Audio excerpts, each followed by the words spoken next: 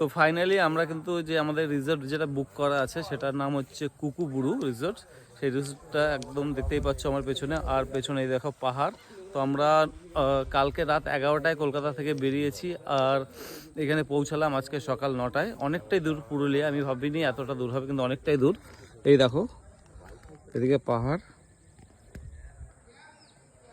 আর তার সঙ্গে কিন্তু এই রিসর্টটা বেশ ভালো। এখন আমাদের যেসব রুমে থাকবো আমরা আর কি, সেই সব রুমগুলো ক্লিন হচ্ছে।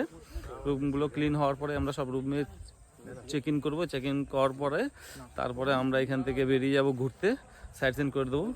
এই সকালবেলা দেখো এখানে চা নিয়ে এসছে, এখন আমাদের চা দেবে।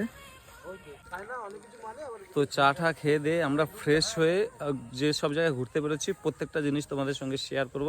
যারা পুরুলিয়া আসতে চাও, কোনো কিছু যদি জানতে চাও আর কি, সেটা কমেন্ট করো, সেটারও উত্তর দিয়ে দেবো।